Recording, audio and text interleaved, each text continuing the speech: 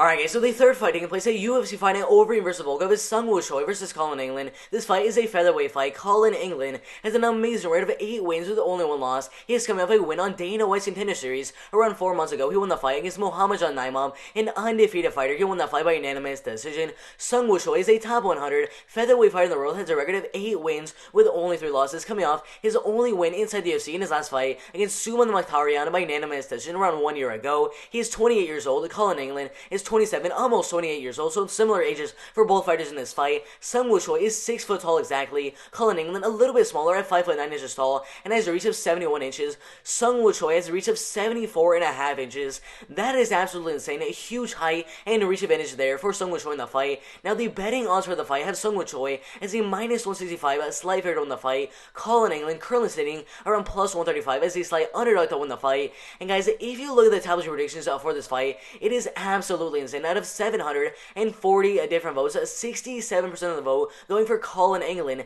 the underdog to win the fight, mainly by decision. And then a lot of people have Collin Anglin winning the fight by knockout. 33% of the vote going for Seung Choi to win the fight, also mainly by decision. And then a lot of people have him win the fight by knockout. In my opinion, there are some chances for this fight to be a knockout or a submission, but in my opinion, I think the fight's gonna go all the way, and one of these two guys is gonna win the fight by unanimous decision. Alright, so as you guys know, Seung Choi has a rate of 8 wins and 3 losses. He's been fighting as a pro MMA fighter since 2015. He started with a first round knockout, a decision win, a first round knockout win again, another decision win, got a title shot in a 5-round main event, won the fight by 4th round knockout, lost his next fight to Jaewon Kim by first round knockout in 36 seconds in the first round, came back with a first round knockout, a second round knockout in a rematch against Jaewon Kim, the only person to beat him up to that point, and after that win over Jaewon Kim, finally got a shot inside the UFC in 2019. And guys, I really feel bad for Seung Choi as his first fight inside the UFC was against an undefeated fighter in Movsar Evloev, who at the time was 10-0. And guess what, guys? Obviously, Seung Choi lost the fight by unanimous decision. And in his next fight, just 3 months later, against Gavin Tucker, another very good grappler and wrestler, he lost that fight as well by 3rd round, a rear naked choke submission.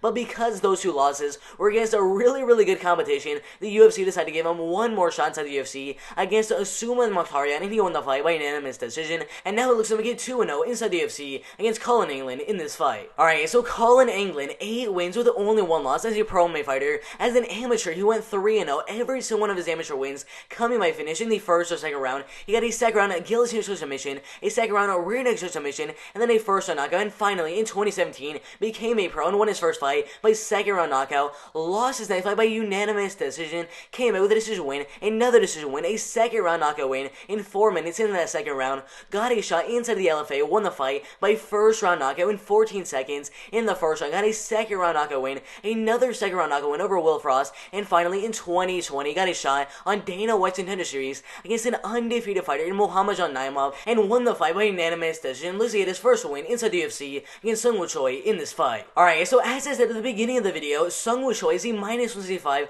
slight favorite to win the fight. Collin Anglin is at plus 135 as a slight underdog to win the fight, but I actually do not agree with the odds. Honestly, I think this fight is a 50-50 fight. Collin Anglin obviously has 8 wins in his career. 3 of those wins came in by decision, 4 of the wins came in by KO or CKO, and 1 of those wins came in by submission. Seung Choi is pretty much the same thing with 5 wins by KO, 3 of the wins came in by decision, and none of his wins came in by submission. Seung Choi does have 1 loss outside the UFC by KO, and then inside the UFC his only losses coming to Movsar Evloev and Gavin Tucker by submission and decision. Now obviously Collin Anglin is nowhere near the pedigree in the wrestling and grappling as Gavin Tucker and Movsar Evloev. We did see in his last Dana White's Contender Series fight, he fought a pretty good undefeated striker in Muhammad Naimov.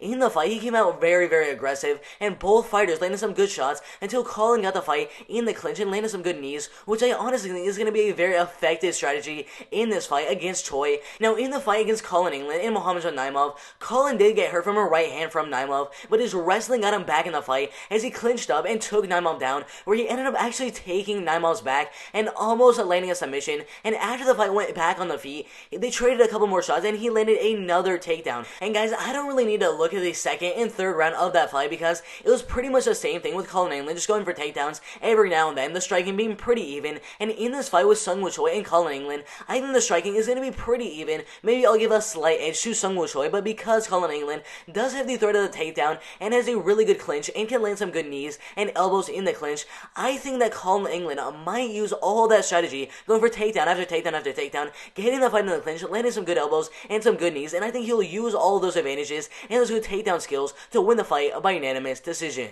Alright, so if you agree or if you disagree with that prediction, I don't really care. Put your predictions in the comments below. I'd love to see what you guys think is going to happen in this featherweight fight. If you guys think that Collin Anglin is going to go out there and dominate the fight and get a third round at TKO in the fight, if you guys think that Seung is going to go out there and get a second round submission win in the fight, whatever your prediction is for this fight, put it in the comments below. Make sure you guys like the video. If you guys like the video, subscribe to the channel and turn on those notifications so you guys don't miss when I post a new video. That would be absolutely insane. Derek Lewis.